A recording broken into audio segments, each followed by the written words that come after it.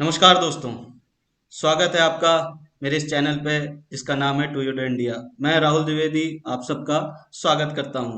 दोस्तों, आज हम बात करेंगे जो अभी चुनाव खत्म हुए हैं यूपी के साथ साथ चार और राज्यों में, पंजाब भी है जिसमें, और उसी पे आज हम फोकस करेंगे। आज हमारे साथ हैं प्रफुल्लित पांडे जो कि हैं आम आदमी पार्टी से सोशल मीडिया की टीम जो दिल्ली में है उसके कोर वॉलेंटियर।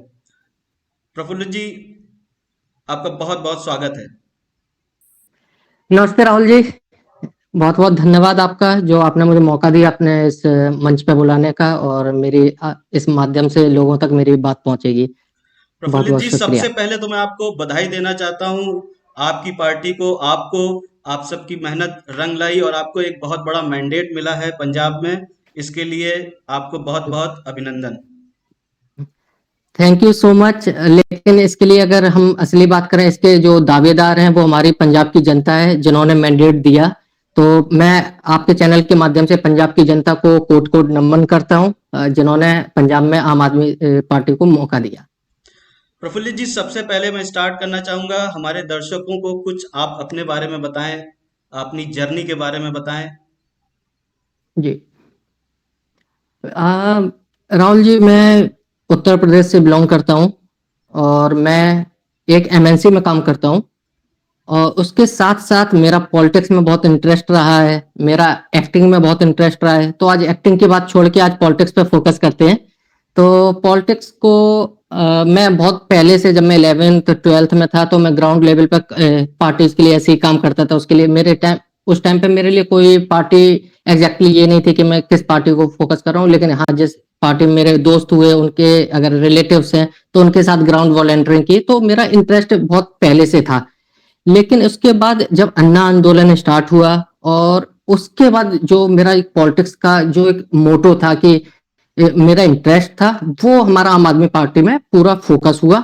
और उसके बाद मैं 2012-13 में मैंने आम आदमी पार्टी को ज्वाइन कर लिया और तब से लेके आज तक मैं आम आदमी पार्टी का एक मेंबर हूं। और मैं इस टाइम सोशल मीडिया, जो आम आदमी की नेशनल टीम है, उसका एक मेंबर हूं। और सबसे बड़ी बात, मैं कोई पोजीशन होल्ड नहीं करता हूं। मैं एक नॉर्मल आम आदमी जो एक वॉलेंटियर होता है, एक कार्यकर्ता होता है, मैं उसकी तरह काम करता हूं। तो जब आपका ये आंदोलन चल रहा था प्रफुल्लित जी, तो क्या क्या जी। कठिनाइयां आई, कैसे कैसे आप लोगों ने उसका सामना किया, और आखिरी में जो आप अचीव करना चाहते थे वो आपको अचीवमेंट मिला कि नहीं मिला? जब मैं एक्चुअली 2000 जो आंदोलन हुआ वो हमारा पहले स्टार्ट हो चुका था आंदोलन। मैंने 2012-13 में स्टार्ट किया, तब तक आम आदमी पार्टी का गठन हो रखा था 2012 नवंबर 2012 में। तो उसके बाद हाँ, जो भी चुनौतियां थी वो बहुत डेफिनेटली बहुत ज्यादा थी, क्योंकि एक ऐसी पार्टी उभर के आई थी जिसका स्टार्टिंग में कोई अस्तित्व नहीं था, क्योंकि कांग्रेस बहुत टाइम से वहां पे दिल्ली में अपना गढ़ बनाई हुई थी। तो आम आदमी पार्टी का एक अच्छी बात ये थी कि वहां पे आम आदमी का एक एक कार्यकर्ता अपने आप को जिस दूसरे कार्यकर्ता से मिलता है तो ऐसा लगता था वो एक फैमिली है। तो हम लोग क्या करते थे, हम लोगों ने ग्राउंड लेवल पे वॉलंटियरिंग की, हम लोग घर घर डोर टू डोर कैंपेनिंग की है। यानी आप अगर दिल्ली में बात करते हैं, साकेत में या फिर उधर जितना भी साकेत वाला एरिया है, वहां पे हम लोग जितने भी 5-5 फ्लोर 6-6 फ्लोर के घर बने हुए हैं, फ्लैट्स बने हुए, हम लोग ऊपर तक जाते थे, नीचे आते थे, हर एक घर में पर्चे बांटना, ऑटो वालों से बात करना। यानी वो एक जर्नी बहुत अच्छी जर्नी थी जैसे हम कहेंगे। वो जर्नी अब हमारी वो जर्नी हमारी एक्चुअली रंग लाई। और लगातार हम लोग आम आदमी पार्टी ने दिल्ली में अपना दबदबा बनाया और जनता ने हम लोगों को इतना प्यार दिया कि अब वो लगातार प्यार देते जा रहे हैं। तो प्रफुल्लित जी, आप जब आपने ज्वाइन किया था तो उस वक्त आपका रोल क्या था उस आंदोलन में? जब मैंने ज्वाइन किया था मैं बिल्कुल एक कार्यकर्ता था, मुझे ज्यादा लोग भी नहीं जानते थे। हम लोगों का एक संगठन बोल सकते, छोटा सा संगठन था। तो हम लोग जब भी जहाँ पे इलेक्शंस होते थे तो उस इलेक्शन में जितने भी घर रहते थे उनके घर पे जाना, उनको पर्चे बांटना, बताना कि हम लोग आम आदमी पार्टी से हैं और हम लोगों के कई सारे ऐसे मुद्दे हैं जो आप लोग जिनसे आप बहुत सालों से परेशान है, उन मुद्दों को हम लोग रिजॉल्व करेंगे। वो हमारे लोग उस टाइम भ्रष्टाचार से बहुत परेशान थे, तो भ्रष्टाचार और महंगाई बहुत चीजें ऐसी थी जिनको हम लोग हम लोगों का एक मेन मुद्दा था कि इनको को फोकस करना है। तो हम लोगों ने घर घर जाके आम आदमी पार्टी के बारे में बताया, लोगों को जागरूक किया कि जो पार्टियां बहुत पुराने साल से आप लोगों को लूटते हुए आई हैं, वो अब ऐसा नहीं होगा। और ये हमारा काम था, लोगों तक मिलना, लोगों को आम आदमी पार्टी के बारे में बताना। प्रफुल्लित जी, जैसा आपको अभी हमने बात करी कि बहुत बड़ा एक मैंडेट मिला है। पहले आपको मिला दिल्ली में, अब मिला आपको पंजाब में। जी। तो ऐसा जी। क्या ने आम आदमी पार्टी ने काम किया कि जिससे लोगों ने उनको वोट दिया? कोई एक रीजन नहीं है आम आदमी पार्टी को चूज करने का, कई सारे रीजंस हैं, और आपके माध्यम से मैं लोगों तक बताना चाहता हूं कि बेसिकली जो मूलभूत सुविधाएं होती हैं, जो जनता की जरूरतें होती हैं, वो मेन फोकस करती हैं कि हमें ये अगर मूलभूत जरूरतें हमारी पूरी हो रही हैं तो हम उसी पार्टी को चुनेंगे। तो कुछ मूलभूत जरूरतें हमारी जैसे हो गई कि 200 यूनिट हमारा जो बिजली का बिल आता है वो हम लोगों ने माफ कर दिया। हम लोगों ने पानी जो था वो घर घर पानी पहुंचाया, फ्री पानी पहुंचाया। तीसरा, हम लोगों ने गली गली में कई सारे मोहल्ला क्लिनिक खोले, और कई मोहल्ला क्लिनिक्स में हमारे जो डॉक्टर्स थे वो हेल्प करते थे, उनको दवाइयां देते थे, तो उससे जितने गरीब लोग हैं तो उन लोगों का इलाज होता था। चौथा, सरकारी स्कूल, जो जिसकी चर्चा आपको पता है पूरा देश विदेश में हो रही है, उसका छोटा छोटा बच्चा उसके बारे में बोल सकता है, तो उसके बारे में मुझे बताने की जरूरत नहीं है, क्योंकि छोटा बच्चा भी जानता है कि दिल्ली के सरकारी स्कूलों ने क्या काम किया है। पांचवा, हमारा सरकारी अस्पताल। सरकारी अस्पताल में आपकी जितना भी खर्चा आएगा, अगर आप जितने भी गरीब हो लेकिन आप सरकारी अस्पताल में दिल्ली की जाते हैं तो आपका इलाज होगा। और उसकी जैसे एक मैं आपको एक योजना बताता हूँ जो आप गवर्नमेंट ने स्टार्ट की, फरिश्ते योजना। उसमें क्या था बेसिकली कि लोग डरते थे पहले कि अगर रोड पर किसी का एक्सीडेंट हो गया तो वो हॉस्पिटल नहीं ले जाना चाहते थे, सिर्फ इसलिए डर था क्योंकि पुलिस उससे क्वेश्चन पूछेगी, और उसको डर रहता था कि हम फंस जाएंगे। जी। लेकिन आप सरकार में क्या हुआ, उन्होंने क्या किया कि जो बंदा हॉस्पिटल तक पहुंचाएगा उनको, तो उनको वो पुरस्कार देंगे। इससे क्या हुआ, लोगों के अंदर जागरूकता भी है, लोगों के अंदर आया कि नहीं, मुझे कोई डर नहीं है, मुझे लोग पहचानेंगे, रिकॉग्नाइज करेंगे, और इससे कई लोगों की जानें बची हैं क्योंकि समय पर उनको फर्स्ट एड, उनको इलाज मिला। तो ये प्रफुल्लित जी। कुछ सुविधाएं हैं। और एक, जी, जी, जी, जी। एक पॉइंट और बताना चाहता हूं जी। कई लोगों ने, कई सरकार के लोगों ने बोला कि अरविंद केजरीवाल आतंकवादी है। तो जो मैं ये बोलना चाहता हूं कि जो बंदा अगर आतंकवादी है, वो आतंकवादी कभी किसी शहीद को 1 करोड़ रुपए नहीं देगा। अरविंद केजरीवाल ने कई शहीदों को 1 करोड़ रुपए दिए हैं, और सिर्फ ये उनका देश प्रेम जताता है। तो वो कहना गलत होगा, जिन्होंने बोला बहुत गलत और निंदनीय बात कही है कि किसी भी व्यक्ति के ऊपर ऐसी टिप्पणी करना। प्रफुल्लित तो जी, ये कुछ हमारे पॉइंट्स थे जी। केजरीवाल साहब पे बहुत सारे आरोप लगते हैं, लगते आए हैं, पहले भी लगते रहे हैं। मैं एक आरोप के बारे में आपसे जी। चर्चा करना चाहता हूं कि बहुत लोग ये कहते हैं कि आपकी सरकार भले दिल्ली में है और अब आपकी सरकार बन गई है पंजाब में, लेकिन जी। सरकार तो पंजाब में बन गई है और अभी कैबिनेट भी आपका बन जाएगा और आपके भगवंत मान जी सीएम भी बन रहे हैं। लेकिन जो आपकी सरकार मेनली जो चलती है वो चलती है दिल्ली से। ये कहाँ तक सच है, ये कहाँ तक झूठ है? इसमें मुझे तो कोई सच्चाई नहीं लगती है राहुल जी कि दिल्ली जो सरकार है वो दिल्ली से चल रही है। हर एक चीज का एक एजेंडा होता है, हर एक चीज की प्लानिंग होती है। अब जैसे हमारी जो आम आदमी पार्टी में, उसमें एनी मेंबर्स हैं, नेशनल एग्जीक्यूटिव मेंबर्स हैं, और जैसे उसमें नॉट ओनली फ्रॉम दिल्ली, हमारे अलग अलग स्टेट से, पंजाब से भी है, हमारे गुजरात से भी है, महाराष्ट्र से भी है। तो हमारी एक एनी की एक टीम है, नेशनल एग्जीक्यूटिव टीम है, उनमें मीटिंग होती है, प्रॉपर मीटिंग होती है, जिनमें कई सारे इंपॉर्टेंट डिसीजन लिए जाते हैं। ऐसा नहीं है कि क्या कहते हैं, आम आदमी पार्टी में कई लोग बोलते हैं कि केजरीवाल ने अकेले ये कर दिया, नहीं। वो एक डिस्कशन होता है, हाँ, हर घर में एक मुखिया होता है, तो वो बाद में एक सबको बता देता है।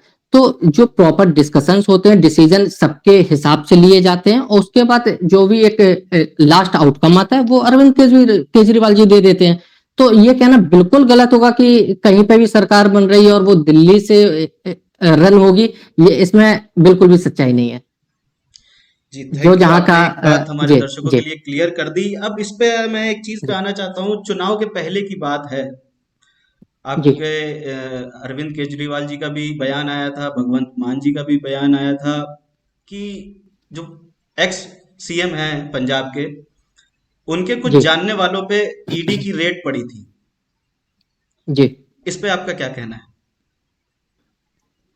जी। उस पे तो कहना क्या है, जैसे मैंने आपको बताया, इवन मैं जैसे national team social media team में हूँ, तो इवन हम लोगों ने इसको मुद्दा भी बनाया था सोशल मीडिया पर, और हम लोगों ने कई सारे इस पर ट्रेंड चलाया था। तो जो इवन चन्नी जी और उनके एक भतीजे साहब, उनके ऊपर एक्चुअली रेड पड़ी थी ईडी की। और सबसे बड़ी बात यह है कि लोग भ्रष्टाचार करते हैं, करप्शन करते हैं, उनको टाइम लगता है कि एटलीस्ट 3 या 4 या साल, कुछ भी 3-4 साल का एटलीस्ट ड्यूरेशन रहता है कि आप सरकार में आए, आपने सीखा कि देखें कि कहाँ पे करप्शन कर सकते हैं, कहाँ नहीं कर सकते हैं।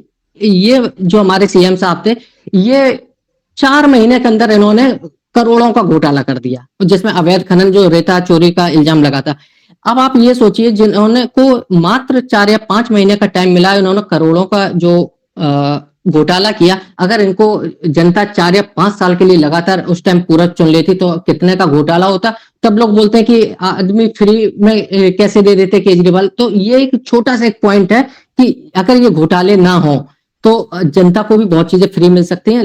इसके लिए हम लोगों ने जो ट्रेंड चलाया था, उसमें मैं दो दो लाइनर्स के कुछ पॉइंट बताना चाहता हूं कि चन्नी कोई मसले हल नहीं करता, चन्नी कोई मसले हल नहीं करता, वो सिर्फ अपनी और अपने भतीजे की जेबा भरता। वो अपना कोई किसी का, जनता का कोई सॉल्यूशन नहीं निकालना कि क्या प्रॉब्लम्स है। अपनी जेब भरे, हमारे भतीजों की भरे, हमारे रिश्तेदारों की जेब भरे। और एक और छोटा सा है, जिसमें हम लोगों ने सोचा कि आम आदमी पार्टी को भी अब आना चाहिए, तो था कि चन्नी ने खा लिया खूब सारा मेवा, चन्नी ने खा लिया खूब सारा मेवा, ब्रिंग आम आदमी पार्टी फॉर जनता की सेवा। और इसको जनता, पंजाब की जनता ने स्वीकारा, और पंजाब की जनता ने हम लोगों को मैंडेट दिया, 92 सीटें मिली। उसके लिए आगे मैं फिर से पंजाब की जनता का हार्दिक धन्यवाद करना चाहता हूँ। अच्छा, लेकिन बहुत लोगों ने, जो राजनीतिक विशेषज्ञ हैं, उन्होंने चन्नी जी की तारीफ भी करी थी कि उनका जितना भी उनका टेन्योर था उसमें उन्होंने थोड़ा बहुत काम किया है। पर आपका कहना है कि उन्होंने बिल्कुल नहीं काम किया है। इसको कैसे आप सिद्ध करेंगे? सर आप काम बताइए, अगर कैसे काम किया, तो मैं भी जानना चाहूंगा कि जो काम ऑलरेडी पहले से हो गए, घिसे पिटे काम चलते आ रहे, उसमें थोड़ा काम कर लिया। हमें तो जितना भी मुझे मालूम है, घोटाले, पूरा रेता चोरी का मुझे पांच, जितने 4 या 5 महीने सुना, तो मैं तो यही सुनता रहा। पहले रेता चोरी का सीएम साहब पर इल्जाम लगा, उसके बाद ईडी ने इनके भतीजे जी को पकड़ लिया। मुझे इसके अलावा कोई ऐसा काम नहीं मिला कि इन्होंने बता, हाँ इन्होंने बुलाया था, क्या कहते हैं, हमारे दिल्ली से बुलाया था कि हम आपको स्कूल या अस्पताल कुछ दिखाएंगे। उसके बाद भी क्या हुआ? कंपटीशन नहीं कर सकते। कंपटीशन करने के लिए आपको ग्राउंड लेवल पे काम करना पड़ेगा। कहने के लिए हर कोई बोलता है कि सोशल मीडिया टीम पर, हम लोग खुल के बोलते हैं सोशल मीडिया पर, क्योंकि दिखाने के लिए हमारे पास काम है। झूठ बोलने से आप एक झूठ बोलेंगे, दो झूठ बोलेंगे, आप झूठ पे झूठ बोलते जाएंगे, लेकिन जनता आपको पकड़ लेगी, और जनता ने इस बार पकड़ा है और इनको नकारा है। अच्छा, प्रफुल्लित जी, आपकी पार्टी जी शुरुआत से कैंपेनिंग कर रही है, पर आपने जो सीएम कैंडिडेट है वो काफी लेट जो है अनाउंस किया। मैं ये पूछना चाहता हूँ कि बहुत सारे एलिजिबल कैंडिडेट होंगे, भगवंत मान जी ही क्यों? सर, इसका पूरा श्रेय जो हमारे लीडरशिप है उनके पास भी नहीं है, हमारे पास भी नहीं है। एक्चुअली जो पंजाब की जनता ने जो चुना, अब आप पूछे पंजाब की जनता ने कैसे चुना, तो उसके लिए मैं आपको एक बताना चाहता हूँ। आम आदमी पार्टी ने एक नंबर दिया था, 70748 इस पर आप अपना मन पसंदीदा पंजाब का कैंडिडेट चुन सकते हैं। ये आम आदमी पार्टी की खासियत है कि वो लीडरशिप डिक्टेटरशिप नहीं करते कि मैंने बोल दिया कि ये बनेंगे चन्नी साहब, और जो पंजाब कांग्रेस की जो भी है, भगवंत मान, भगवंत मान बनेंगे। ऑर्डर नहीं आया, जनता से पूछा गया, जनता ने बताया, और सबसे लास्ट में 93% वोट जो मिला, वो भगवंत मान जी को मिला और जनता की वजह से ही भगवंत मान जी को सीएम फिर घोषित किया गया। इसमें किसी लीडरशिप का हाथ नहीं था कि ये इनका पसंदीदा है, ये इनका नहीं पसंदीदा, इनको हटा दे, इनको बना दे, बिल्कुल भी नहीं। प्रफुल्ल जी, अभी चुनाव खत्म हो गए हैं और जी। काफी शांतिपूर्ण खत्म हुए हैं, इक्का दुक्का जगह छोड़ के। तो इस चुनाव में आप इलेक्शन कमीशन का क्या रोल, कैसा रोल देखते हैं, उनका कैसा काम रहा? इलेक्शन कमीशन का लास्ट तक रोल मुझे अच्छा लगा, सब कुछ सही चला। यानी जो इलेक्शन हो गए सब टाइम पर हो गए, यानी मुझे लगा कि सब कुछ सही है। लेकिन लास्ट में आके उन्होंने एक छोटी सी फिर से गड़बड़ कर दी। अभी रिसेंटली आप देख रहे होंगे कि दिल्ली में एमसीडी का जो इलेक्शन होने वाला था, उसमें उनको डेट फिक्स करनी थी, डेट फाइनल करनी थी, और 1 घंटे की जो पीसी वगैरह की उसमें उन्होंने डेट नहीं बताई।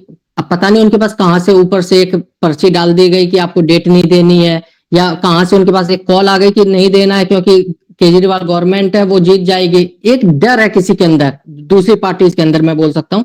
तो यहां से ये पता चलता है कि कहीं ना कहीं ईसी भी इंडिपेंडेंट नहीं काम कर रही है, उसके ऊपर भी एक ऊपर से राजनीतिक दबाव बनाया जाता है, जिसकी वजह से वो अपने डिसीजन नहीं ले पाती है।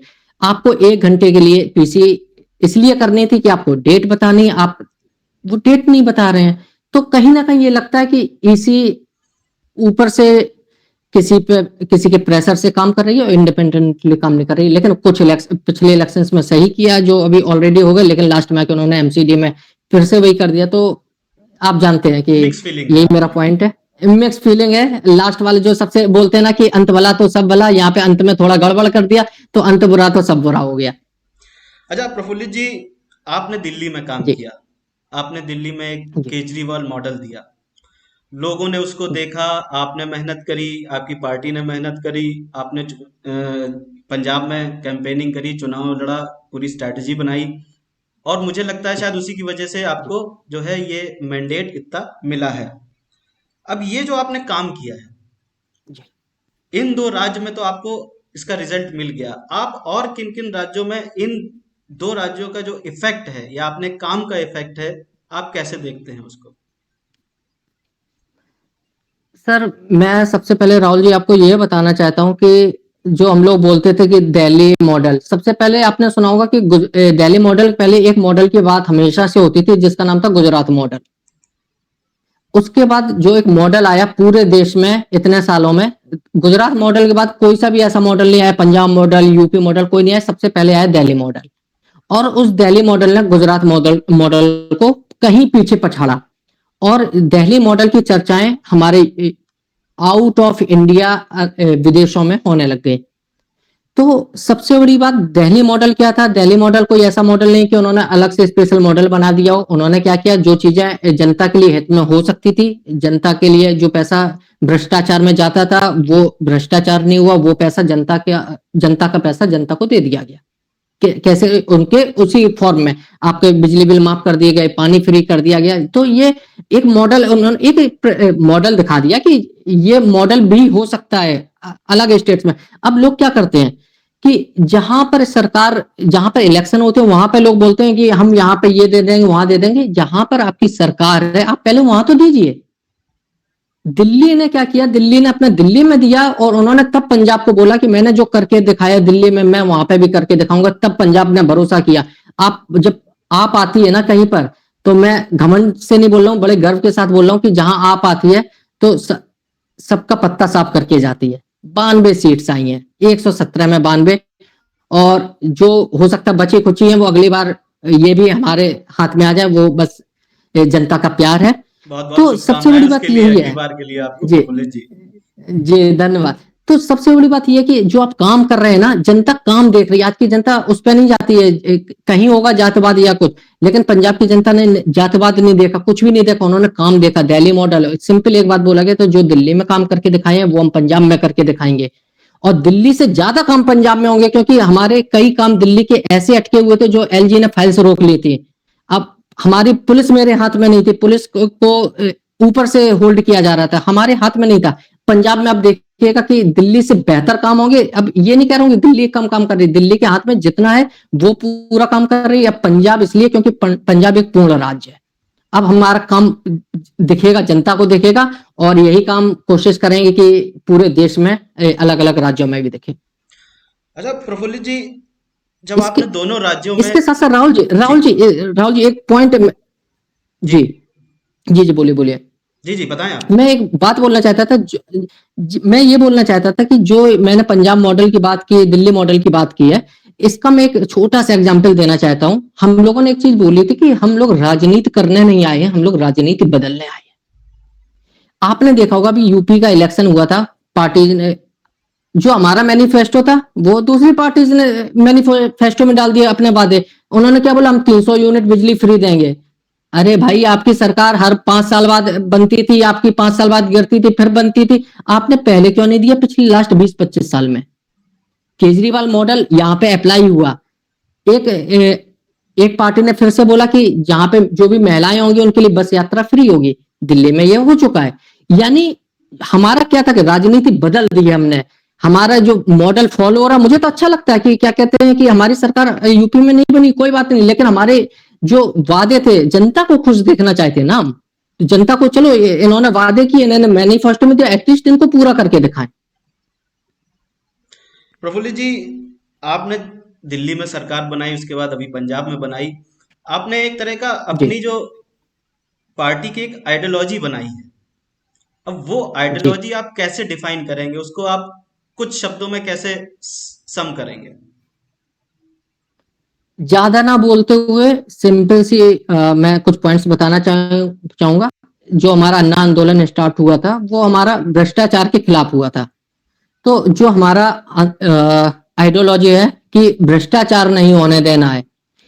आप देखिए, पुल पुल हमारा 350 करोड़ का शायद में उसका था कि बनना है। हमारी आम आदमी पार्टी सरकार ने 250 करोड़ में बना दिया। 100 करोड़ बचे। उन्होंने क्या किया, वो 100 करोड़ जो बचे हैं, उन्होंने जनता को कि मेट्रो में थोड़ा फ्री कर दिया। उन्होंने कहा कि महिलाओं के लिए उन्होंने बस यात्रा फ्री कर दी। तो उन्होंने बजट बनाया, उसमें बहुत पढ़े लिखे लोग हैं आम आदमी पार्टी में, वो लोग प्रॉपर अपना बजट बनाते हैं कि अगर इतना पैसा यहाँ से बच रहा है, इतना यहाँ से बच रहा है, तो हम कितना पैसा लगा सकते हैं। और इतना फ्री देने के बाद भी हमारा जो दिल्ली का जो बजट है वो प्लस में है, वो नेगेटिव नहीं गया, मुनाफे में चल रहा है।